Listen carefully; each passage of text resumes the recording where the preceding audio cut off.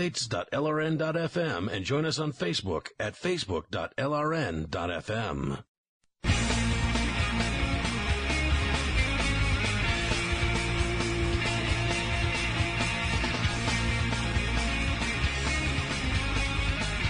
All right, Joe, welcome back to the show. It's AntiwarRadio. ChaosRadioAwesome.org, LRN.FM. We're live here, 9 to noon Pacific time, 5 days a week. All right, Gareth Porter's on the line. We're talking about General Petraeus undermining the civilian elected president of the United States' policy that this war will begin to come to an end, if you can believe that, in July of 2011. Go ahead. The other point that I wanted to make, just to bolster the thought or the point that I talked about earlier, that Petraeus and Obama really do have a serious conflict here. It's not just, as sometimes it's suggested, a kabuki play with Obama pretending to be somehow opposed to Petraeus's perspective or policy preference. And we go back here, if you remember, to 2009, when there was a period of some months when Obama was considering, weighing, and analyzing his options in terms of the essentially demand from McChrystal for, we didn't know exactly how many tens of thousands of troops. There's some reports that it went up to 80,000 as one option that McChrystal was identifying as basically what he would love to have. And it was during that period, and I've written about this, that the White House had some of its minions, and I think Jim Jones was clearly one of the people working on this, leak to the That's New the York National Times, Security Advisor. National Security Advisor Jim Jones, leaking to the New York Times that the administration, the White House, did not view the Taliban insurgents as terrorists, as part of the global al-Qaeda-oriented jihadist movement that would attack the United States or be part of any effort to attack the United States, that it had interests that were at odds with al-Qaeda because the Taliban simply wanted to be able to bring Sharia law to Afghanistan. This was a point that, it was not made idly. There was a real purpose in that, and that was to provide an argument for turning down the request from McChrystal or minimizing it as much as possible. And so, this was one reason why I was convinced last year that Obama wanted to find an alternative to what McChrystal was demanding. And at the same time, we know that he is subjected to the advice of his handlers, his political advisors, telling him that, no, you can't do that. The right wing's too powerful. This is too conservative a country. You'll be crucified and so forth. And, the news media, as you and I both know, are part of that movement, part of that right-wing political force that puts pressure on a president who tries to do something that is the opposite of the interests of the military. That's exactly what we saw in Iraq. That's what we're seeing on Afghanistan. So I think we need a somewhat more nuanced picture here. I'm not defending President Obama. I think that in many ways he's shown himself to be a man without any political courage or principles by the way in which he's handled Iraq. And even on Afghanistan. All he ever was a product, man. He's a tube of toothpaste.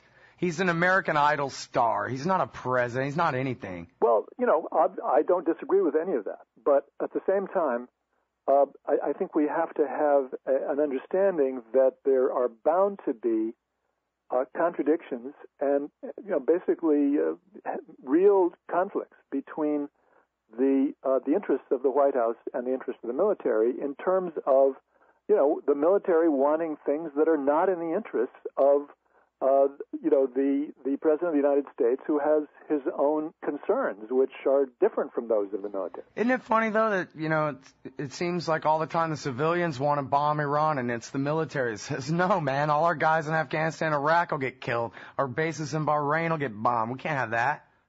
Well, on that one, you're right. There's There's a military interest that, in many ways, overrides the right-wing civilian political views, which are both some of them found somewhere in the bureaucracy, but mostly, of course, outside the U.S. government.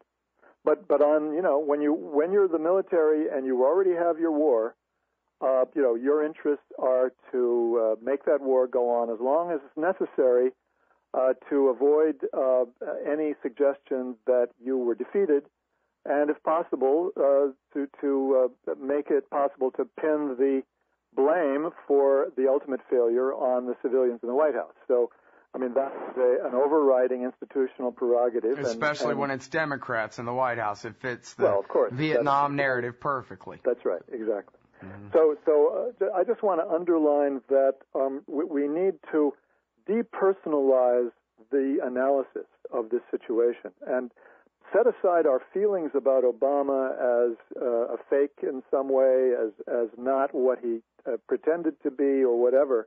And bear in mind, that all may be true, but in the end, he may indeed have interests and a policy preference that is very different from that of the military, and that is a fact that could be very important. And I believe that we are going to see over the next several months continued playing out of this conflict. It's going to be a very, very interesting period. Yeah, well, now, so all this hype about, I kind of was on break there a little bit, and I got way behind in the news, and I've been just extremely busy with other things. And I saw the headlines, but I didn't get to see what's all this about Rahm Emanuel and maybe others are leaving the administration over this conflict, Gareth. I'll tell you the truth. I've not seen the Rahm Emanuel story. I've been focusing myself on. Well, wasn't that part of the Woodward book? Leave out Emanuel for the moment. Wasn't part of the Woodward book that there's a real divide among the civilian political advisors and everybody else in the White House over this? People are leaving over this or something? I told you to just make that up or what? I have not seen the story about people leaving. I've only seen the story yesterday about the various comments that were attributed to people, including Petraeus, saying they're effing with the wrong person. Excuse me, over please. A glass of wine. Look, I don't know any of this. Tell me the story, okay. Please. Well, I mean, this is perhaps the single most interesting quote attributed to one of the principals in the Woodward book. This is a comment made by Petraeus on a flight, if I remember correctly, but in any case, in the presence of his staff. Over a glass of wine, believe it or not, Petraeus made the comment, and there's no context for this, so you have to kind of fill in the blanks, but he said, they, meaning the White House, are effing with the wrong guy. And so this clearly underlined the fact that this was last May. This was May of 2010. And I have not tried to, at this point, try to figure out exactly what the issue was most likely to have been. You know, the Washington Post says this morning or last night, I think it was the Post, maybe it was the Times, White House doesn't dispute any of this characterization or whatever. The Woodward book is fine with them. That's their official comment. Right. And this man is still in charge of this war.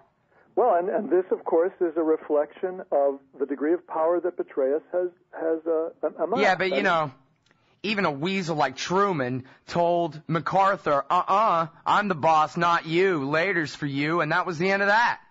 Of course, and that's what our current president ought to be doing. There's no doubt about it. But, I mean, the political reality... Wait a minute. The political reality in 2010 is not the same as the political reality in 1950. I mean, that is the way I think... Well, wait a minute. Political reality means the Pentagon is stronger than the White House? That a general of a war, he's not even the commander of CENTCOM anymore. He's a general in charge of one war, can directly, I mean, what you just said, say that about the President of the United States and continue in his job? That's 10 times worse than what McChrystal's men said. Absolutely. I agree. That means that McChrystal was fired not because of what he